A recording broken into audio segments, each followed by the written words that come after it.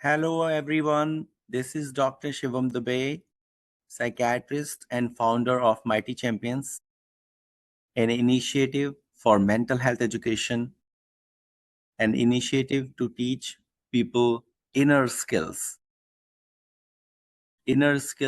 so that whatever is happening in your life, you're able to deal with it.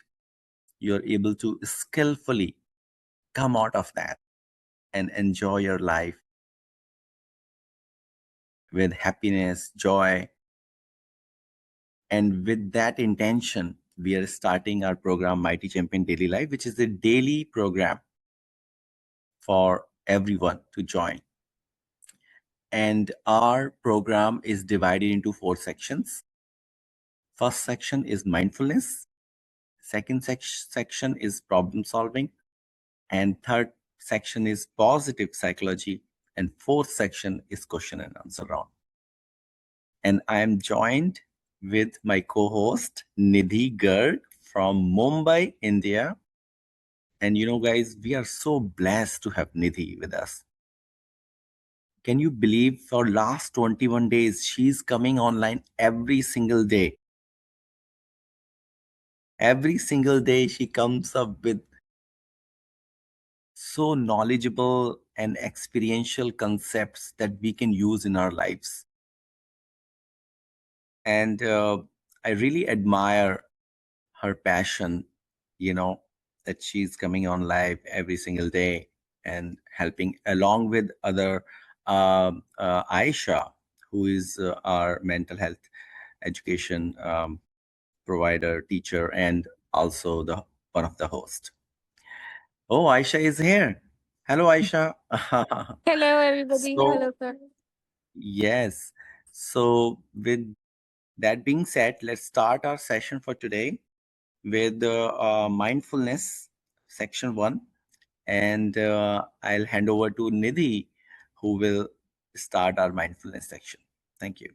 Thank you. Thank you, Dr. Dubey. And hello and welcome, everyone. Good morning, good evening, wherever you are. We go live every day, as he just shared. And wherever you are in the world, you can join us. So every day of the week, we take up one skill. And we usually, have one skill that we go through a week, explore it, practice it, try to understand it. And today, what we'll be talking about is overwhelm and finding solutions when we are overwhelmed. So, just, like giving a sort of an introduction to what we are leading to in today's session, and then as we go through the week. So, we've all experienced, when things feel too much and when we feel like we know we are smart, but we're almost paralyzed. We don't know what's happening. We are staring at emails, rereading the same message. We walk into a room and we forget why. We can feel busy without accomplishing much. And yeah, we're not going to talk about motivation, but more about, what the brain does and what happens when the brain becomes overloaded. So with that, in mind, and with that sort of leading into our practice today, I'd request all of you to maybe take a moment to really come into our session today. And if it feels okay, sitting up straight and closing your eyes if that feels all right. Else you can just lower your gaze. Collecting yourself and bringing yourself from everything, every place that the mind is at. And assuring yourself there is nothing to do, nowhere to go. You can be here, present.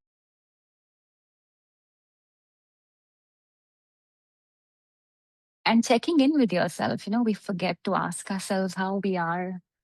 So asking yourself, how is my body?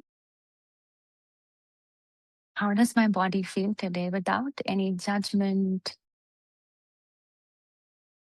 any idea of how it should be?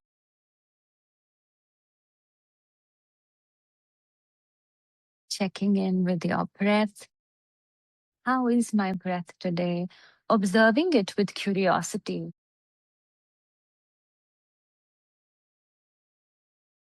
as if you're finding your breath for the first time.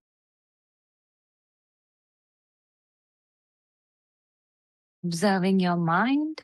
Is my mind particularly racy today? Is it more still? How does it feel? What's going on?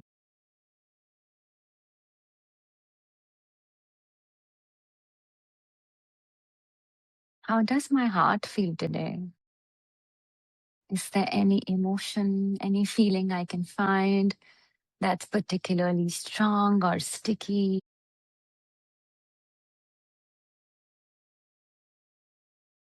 And once you have sort of a landscape of how you are, where you are, then taking 3 deep breaths together,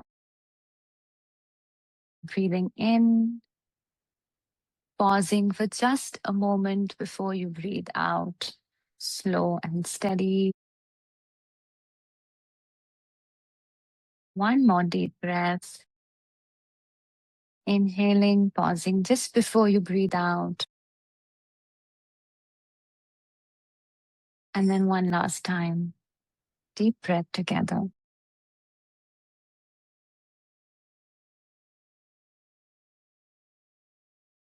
Thank you for that. And one more time, just coming into the room, coming into the moment.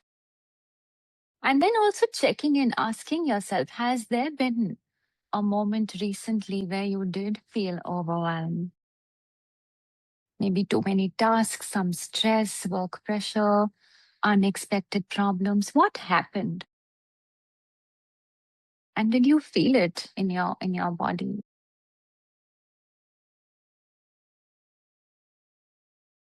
Just that much. And then we'll go through now, how it happens, the biology of overwhelm. So coming back to the session, if your eyes are closed, you can open your eyes.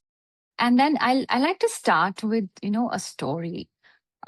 Say you are an early human, you are walking, through an expanse, through a forest, and suddenly a tiger appears. Now, when this happens, your brain does not need creativity. It does not need long term planning or philosophical reflection. It needs to survive. So, immediately, the brain shifts its energy, its resources, and the alarm system takes over. So, the survival system becomes dominant. And the thinking system, it temporarily steps aside. And this is a brilliant mechanism of the mind because it keeps us alive.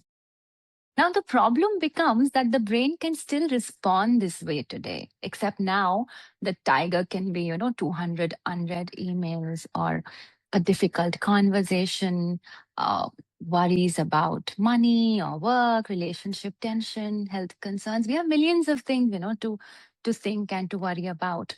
And the brain reacts as if the danger is right in front of us. The danger has arrived.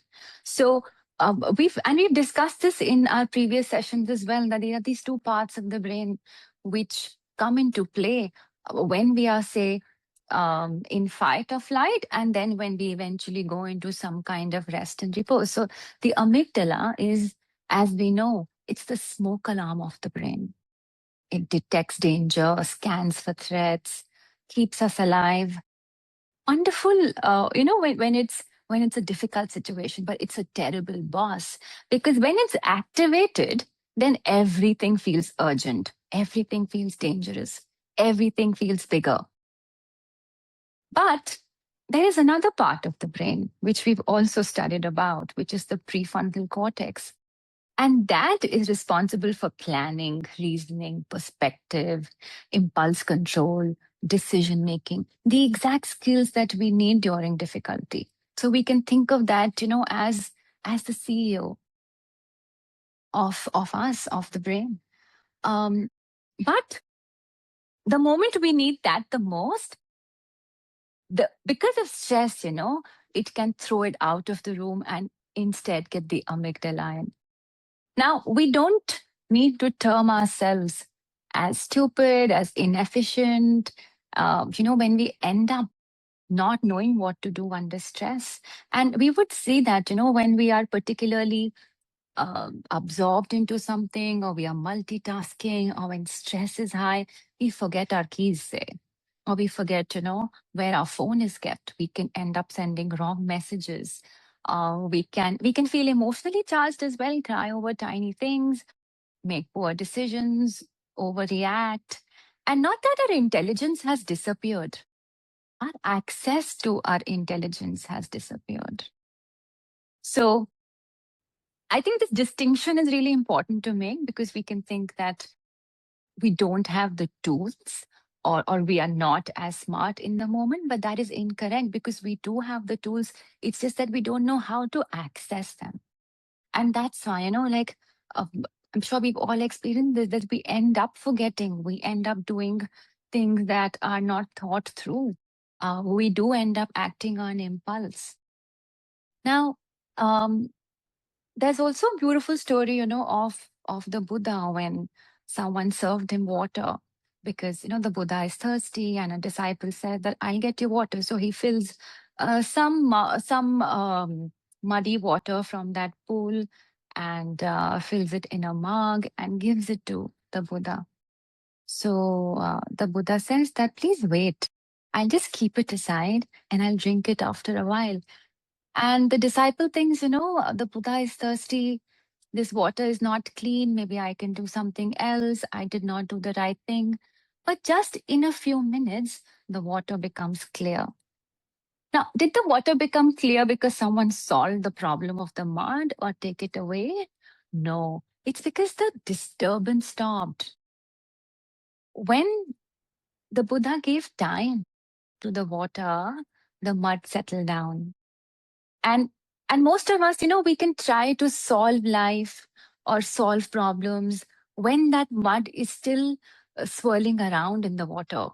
But the wisdom lies in just giving it a few moments, sometimes even, or a few minutes, or a few hours, or a few days, just to let the mud settle. And and that's what we're trying to do here.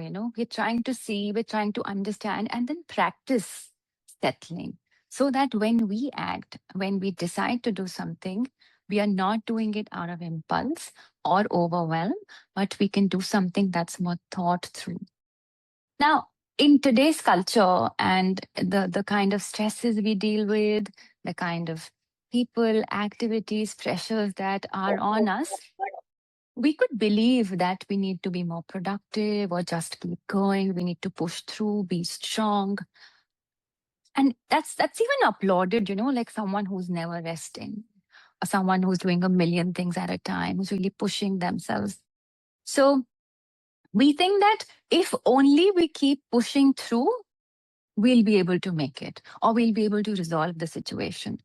But the truth is, or, what actually we need to do, the core principle is that we first need to regulate and then solve, and not the other way around. So we don't need to solve and then things will regulate. We need to regulate ourselves in order to solve the problem that lies in front of us. And then while we go through today, we'll also try and practice a few techniques that help us regulate. We're talking about regulation. How do we regulate?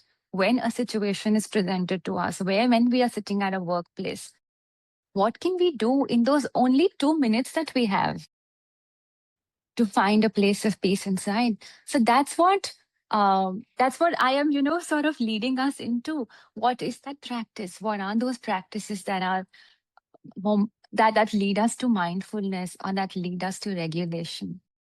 So um So now, okay, let's do a few of these. And in order to practice, I would say that uh, this is a technique which Dr. Dubey also is very fond of, and he talks about, and it's called the butterfly technique. It's known by butterfly tapping, butterfly hug. It's a very grounding, self-soothing technique. So during times when we are particularly activated or stressed, or we feel like we are overwhelmed, we don't know what to do, we are not able to think clearly, we can soothe ourselves. How do we do that? Now, there are two, three ways to do this, and I'll teach you all of these, but you can pick whichever feels most comfortable to you. So you can cross your thumbs like this and place them on your collarbone. And the trick is to tap rhythmically and alternatively. So if we are starting with the right hand, tapping here, tapping left, tapping right, tapping left. Slowly, at your own pace, tapping. This is one. If this does not feel comfortable, you could extend your arms a bit and place them around your shoulders, your arms, and then same, the movement is tapping. So rhythmically, imagine giving yourself a nice hug, patting yourself. And if this doesn't feel comfortable, you can even place your hands on your knees and tap on your knees. So for those of us, if arms don't feel very accessible to reach shoulders, or there's any kind of discomfort, you can tap on your knees. So please pick whichever feels most comfortable, most accessible to you today. It could also change, on how your body is feeling each day. So with that, we'll try and practice together. And if it feels comfortable, you could close your eyes, come into yourself, maybe take a few deep breaths, and either put your thumbs, clasp them so you can place hands on your collarbone or your shoulders or your knees, and then beginning to tap. Again, one at a time. So tapping with one hand and then the other.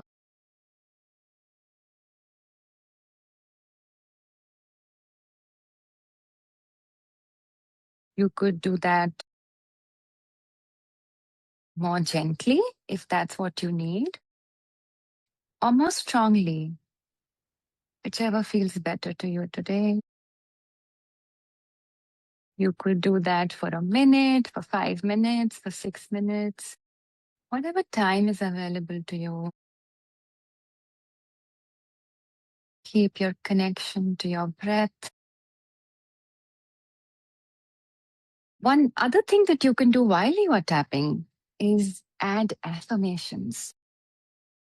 So you could, while you are tapping, say, I am safe and secure where I am.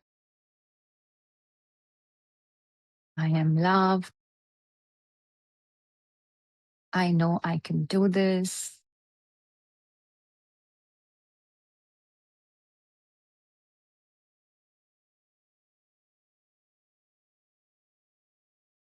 I accept myself as I am. Whatever speaks to you today, you can add that affirmation if that feels more comforting.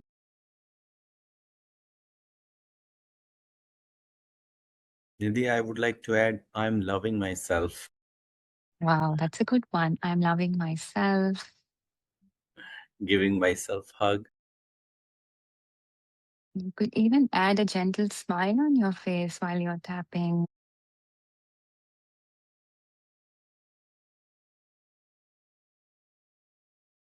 I have faith in myself. I have faith in the universe. I have faith in God, whatever you believe in. Safe and supported.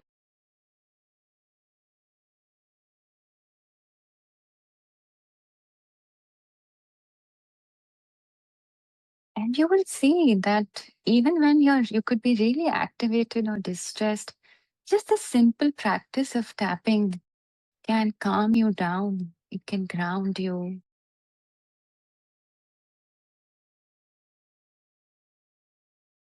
make you feel calmer, stronger.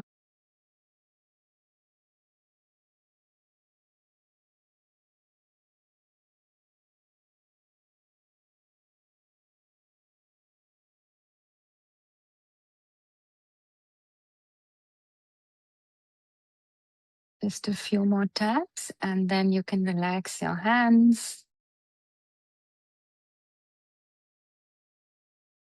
And still, if your eyes are closed, just again taking a moment, keeping your connection with your breath.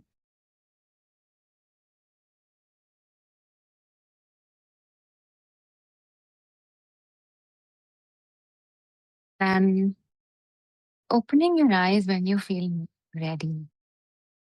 So, this again is, as I said, it's a very powerful technique to feel calmer, to activate, some kind of a rest into your system, some kind of feeling of safety into your system. And um, we will practice another technique that I find very useful, which is the double inhalation and slow exhalation technique. So these are techniques that we can use at any point, wherever we are. We don't need to be on a mat, or we don't need to be, inside a special room with a lot of time to practice. These are techniques that in the midst of daily life, in the midst of everything else that's going on, we can use to help ourselves. And that's the entire intention of, a Mighty Champions daily life, that we want to enable you and empower you to deal with daily life. So, which is why, there are no mats. It's just in the midst of wherever you are, whatever you are doing at any time of the day. So yeah, so for this technique, what we do is we again sit as straight as we can, not stiff, but tall, erect. And if possible, we can close our eyes, hand can rest wherever. And you inhale twice. So deep inhale once, maybe a moment gap between two inhales, and you inhale again. And then with your mouth open, you exhale slowly and steadily.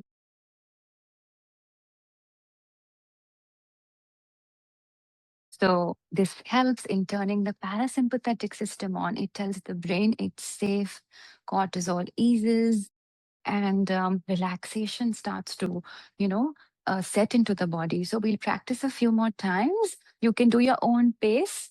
But again, the trick is only inhale once, a moment of gap, inhale again, and then through your mouth, exhaling slowly, softly, steadily. As long as you can make the exhale, and then inhaling back again twice. So I'm starting to practice. You can practice with me or take your own time.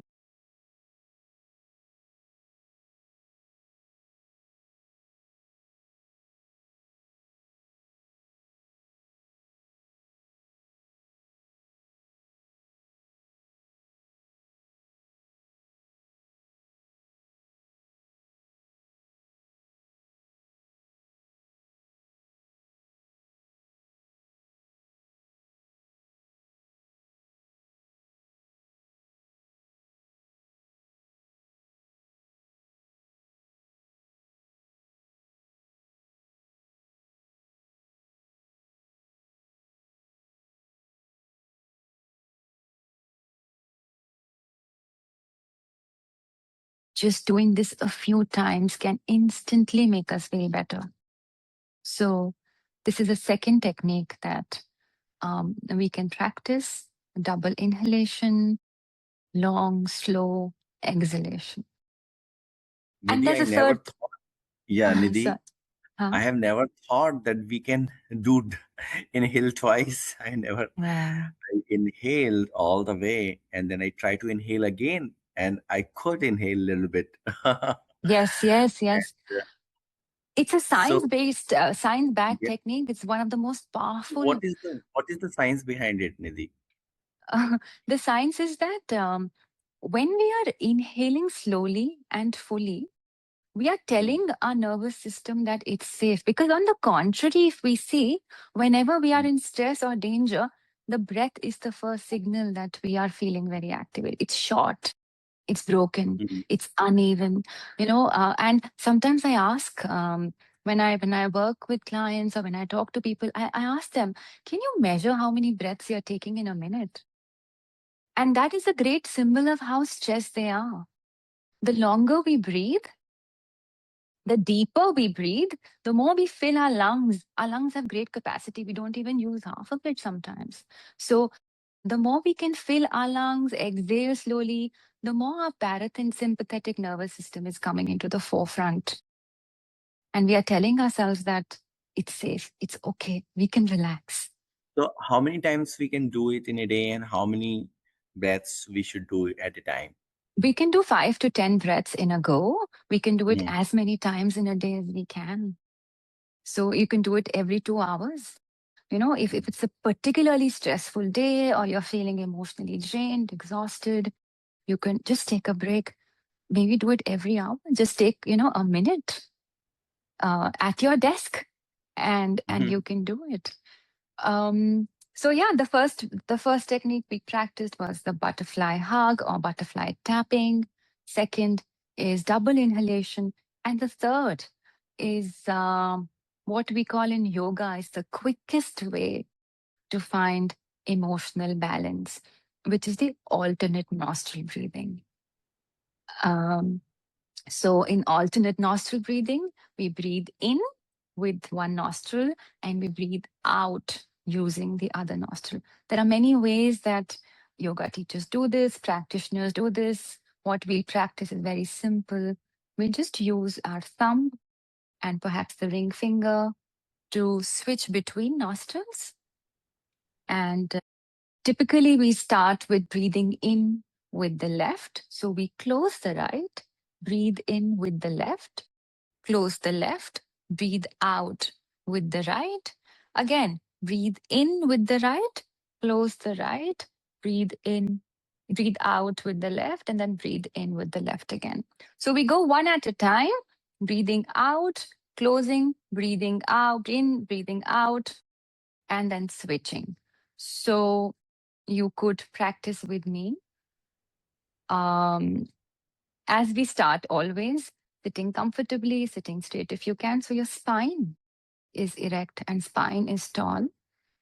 So that breath can move more freely, more openly in the body. And then maybe just taking a few breaths to support yourself, to become present. And then closing the right nostril with your thumb, breathing in with the left, closing the left, breathing out with the right,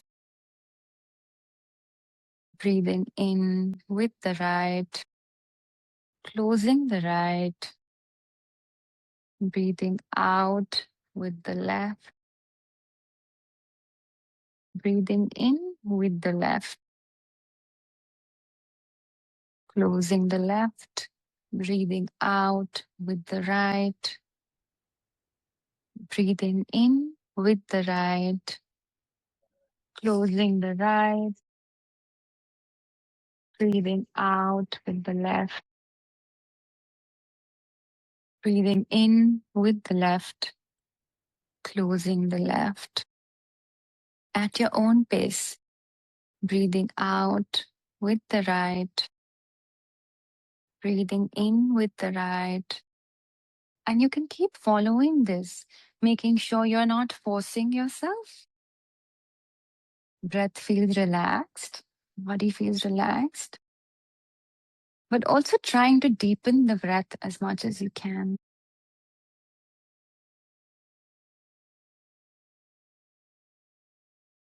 Focusing on the breath, so keeping your attention on your breath as much as you can. It's a great practice because it also keeps you busy in navigating this. So the brain has lesser time to lose itself to thinking.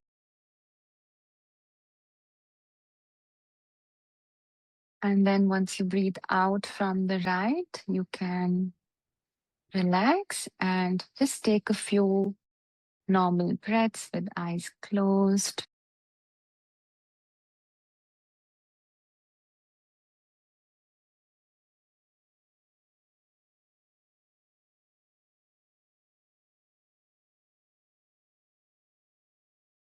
And to where we are. So these are three techniques that we've learned today to help us deal with overwhelm, or to first resolve our emotional state and then solve. Because through this week, we will be talking about problem solving and how do we problem solve when so much around us is happening. Everything needs our attention. Everything is important. And, and life can be hard. So how can we help ourselves? How can we feel better where we are in the time that we have? Um, that was um, that was me talking. Now, Dr. Dubey, in case you have to add anything, or and then we will eventually have more time for questions. Yes. So, guys, as we know that Mighty Champion program has 11 skills.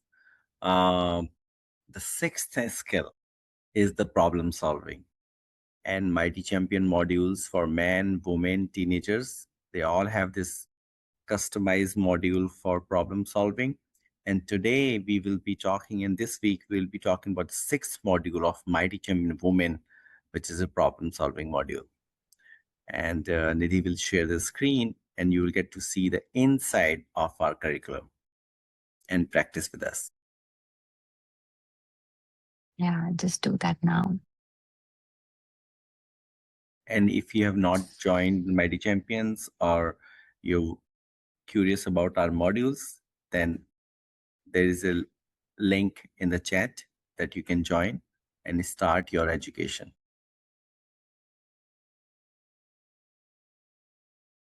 So this is the Mighty Champion Women module you can see on your screen. It's the sixth module and it's about problem solving. It will be focused on women. Similarly, if you have Mighty Champion Man, you will have a module which is focuses on the problems that man could have, or how does he perceive and analyze and respond. And in today, but we are focusing on Mighty Champion Woman module, but any man watching will also learn. Okay, Nidhi, go ahead. Let's go from there.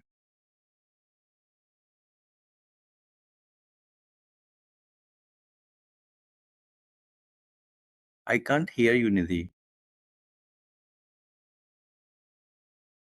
You're mute. Okay, can you see the screen now? Yes, we can see the screen. Okay. Yeah. So this is the all the topics that we will be covering through the session. What we discussed today was the neuroscience of overwhelm and how we can reset, regulate first in 2 minutes. Then, as we go through the week, we'll be talking about the brain dump, something that we've all experienced. Then, we'll be talking about the executive function and mental load that, stressors can cost us. So, the hidden cognitive cost of mental load. Then, we have a 5 step problem solving method. So, how can we use these 5 steps to come into a place where we can resolve whatever it is that we are fighting? Um, we talk about distortions, how to fix distortions with cognitive reframing. We then talk about some research on stress and the HPA axis. And then at the end, we leave you with tools, practices that you can take home and use as you deal with life. So that's more or less the format of this module 6. um, we also today spoke about, as particularly as women, because we are multitasking, dealing with homework and a million other things. There is a cost to overwhelm, and we know that. We know that there are times when our brain is not thinking less, but faster in circles. And when we want them, the more solutions might not arise because the part of the brain that generates solutions has gone offline. Problem solving capabilities does not go away. It's just temporarily suppressed by our own nervous system because it's wanting to protect us. What we can do is give it the right conditions to return to a place of problem solving. So yeah, it's not like our ability to solve problems has gone. It's that our access to problem solving has disappeared. Now, what happens to our brain during overwhelm, which we also saw, is that now when the brain is registering too much at once, it is when overwhelm can be perceived by us. We spoke about the amygdala. There are stress hormones like cortisol, adrenaline. They all come into play, and they're all released by the brain because it feels like there is danger and it needs to, protect us, keep us safe.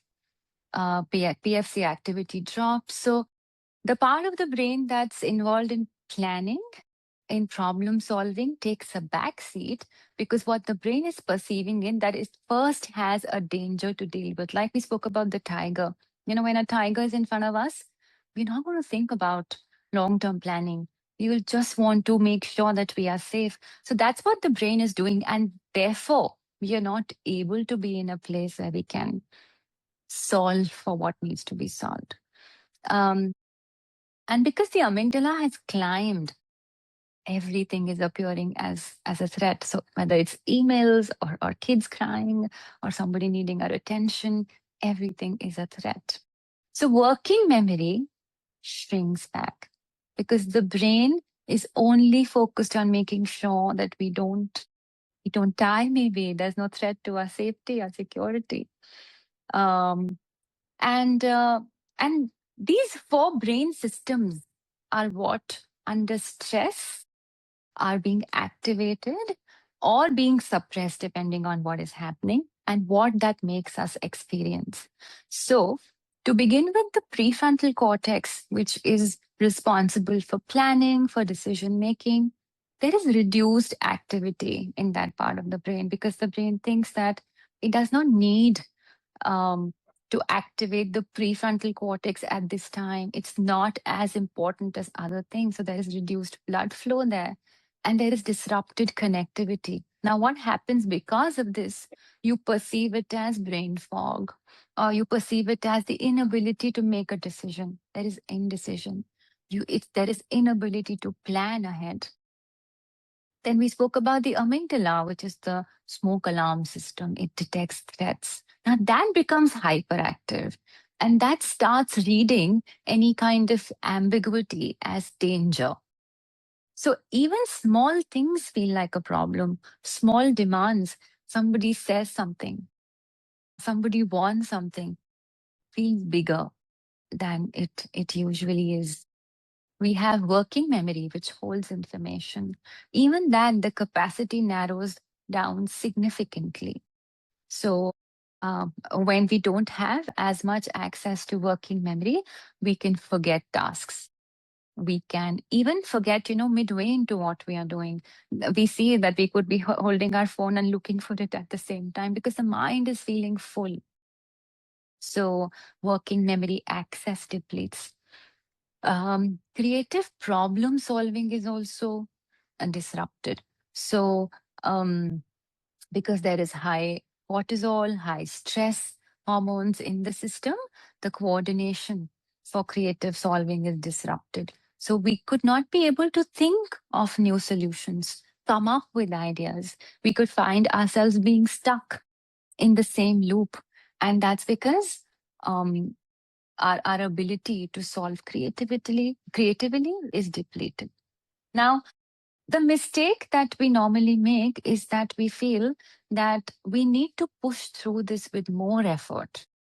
If we are not able to solve a problem while we are overwhelmed, if only we could put more energy into it, put more effort into it, we will be able to achieve what we are trying to achieve.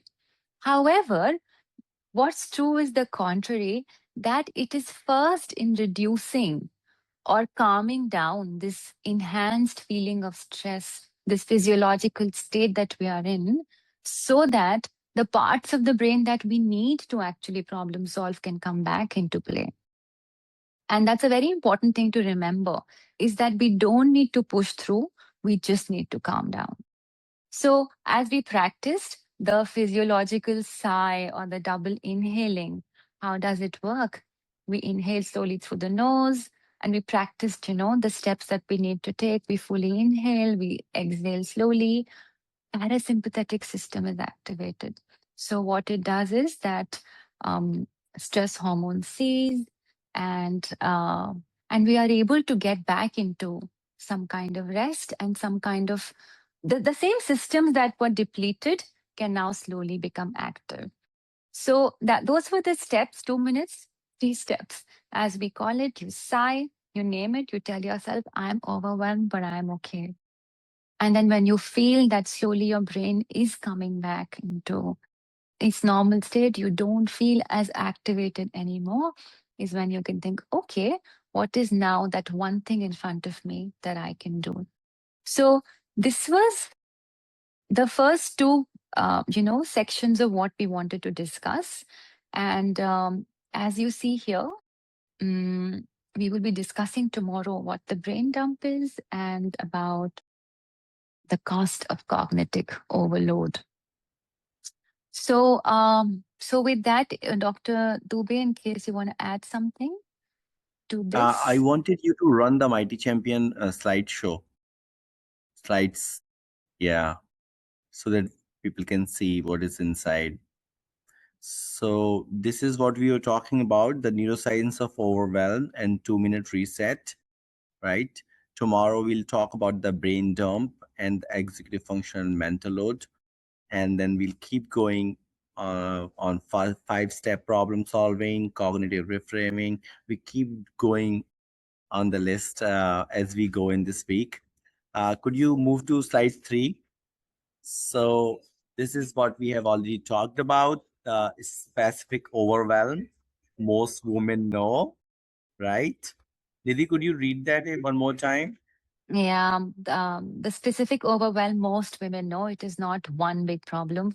It is 20 medium ones arriving simultaneously: the inbox, the unresolved argument, the deadline, the child who needs something, the thing you forgot, the thing you promised. In that state, your brain does not think less, it thinks faster, but in circles. Solutions do not arrive because the part of your brain that generates them has gone temporarily offline.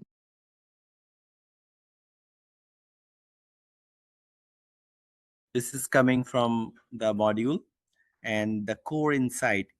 In overwhelm, your problem solving capability is not gone, it is temporarily suppressed by your own nervous system's attempt to protect you, and it needs the right conditions to return, like Nidhi just explained, right? um, can we go further, Nidhi?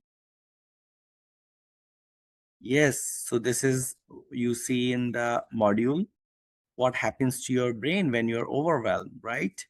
When you perceive overwhelm, your amygdala fires, your which is your emotional brain, and you have a rise in cortisol and adrenaline, and then your prefrontal cortex, which is your thinking brain, problem solving brain, is shut down.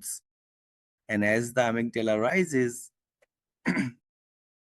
and your brain is perceiving it as a threat, your working memory also shrinks, right, Nidhi? Yes. Okay. And four brain systems. So if you have the access to modules, you can read more about it in detail. Prefrontal cortex, amygdala, working memory, and creative solving. Okay. The principle that orders everything. The first skill is not pushing through overwhelm with more effort. It is reducing the physiological state first. So the brain can, you actually need come back online. So how do we do that? Anybody? We discussed techniques today. There are multiple techniques that you can use, including diaphragmatic breathing, box breathing, and there are all kinds of breathing that you can activate your parasympathetic nervous system. Okay, let's keep going, Nidhi. The next slide. the physiological sigh and how it works, right? We talked about it today, right? In detail, we learned about uh, three skills, right? So first step, if you are overwhelmed, first step is that you need to bring your nervous system back to normal. And how do you do that? Mindfulness. Mindfulness could also include these breathing techniques.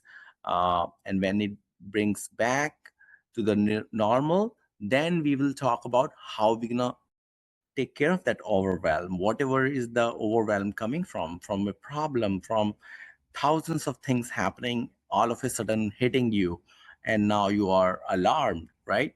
So once your nervous system is acting out, it becomes really difficult, right? So first thing, the physiological sigh, right? And then we go to the problem solving.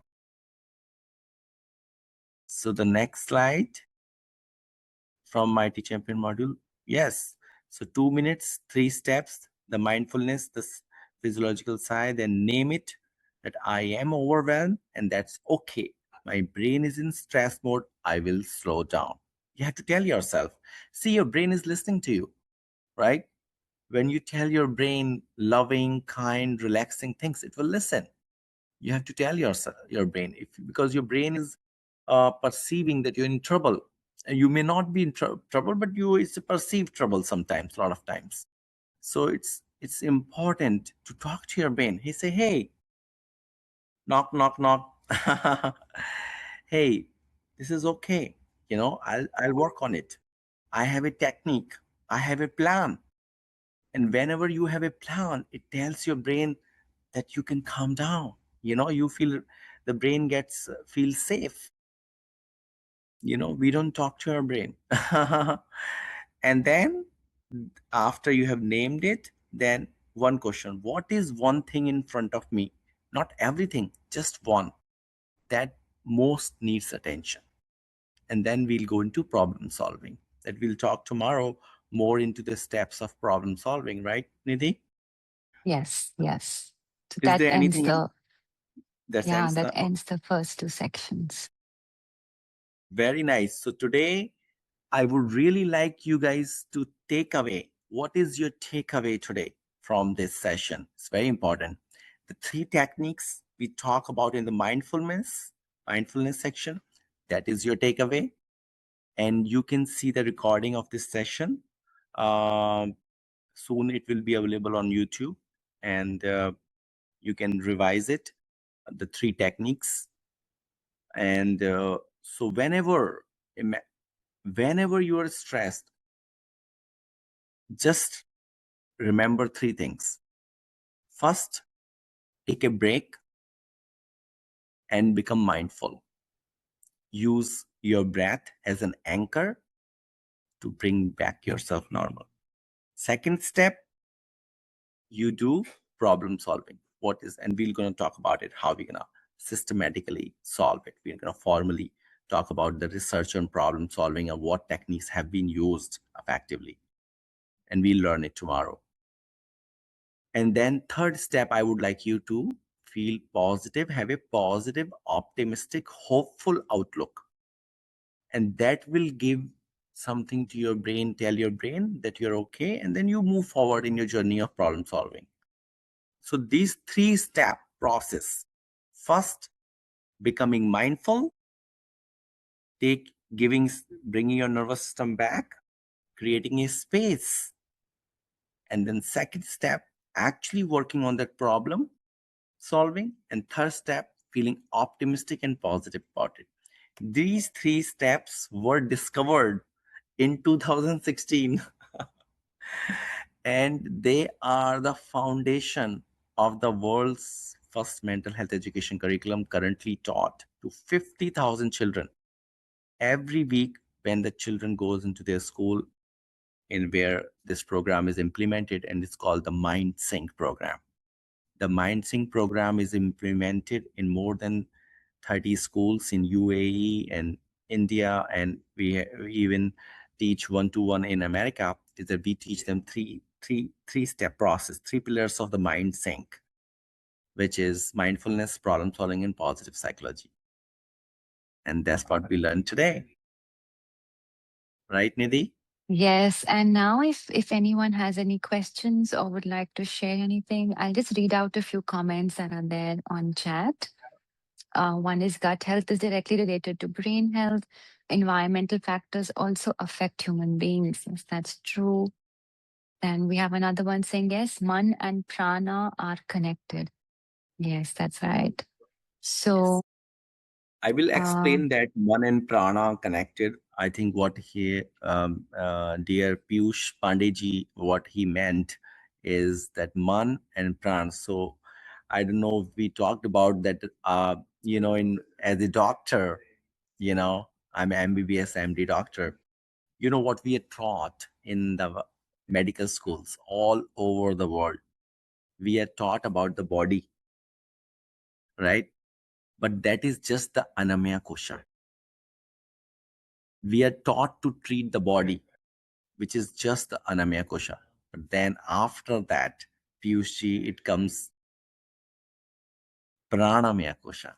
And you're talking about man and prana. Prana is connected, but actually in medicine we don't even learn much about pranamaya kosha. We learn about autonomic nervous system, breath, but not like as a technique to help ourselves. And then the third layer is manomaya kosha. So you were talking about the second and the third layer, which is not even taught to in medicine. So pran and man are connected, and we know when we breathe differently, our mind can change, and if we have a different mind, our breath can change. It's connected, right? Yes, and Swatantrapal Singh ji talked about the gut health. Yes, it is very important. Whatever we eat goes into our body, and the chemicals it produces affect our mind. Yes, it does. Imagine you drink alcohol. What will your mind be? Imagine you take any psychoactive drugs, it will change your mind. So, what about you're eating a burger or whatever you are eating? Will that change your mind? Well, in some ways, it will, in from certain degree. Okay. Yes, Nidhi, you can go ahead. so we're almost at the end of our Okay. session today. Okay. Okay. And thanks to everyone who was here. Thanks for Mhm. joining. Thanks for practicing together. We hope to see you not just tomorrow, but every single day. We go live every day of the week. And we talk about skills to help ourselves with daily life, with better mental, emotional, physical well being. So with that, I'd like to end today Mhm. and see you tomorrow. Thank you, Dr. Thank you. Dubey. Thank you, Thank you. everyone.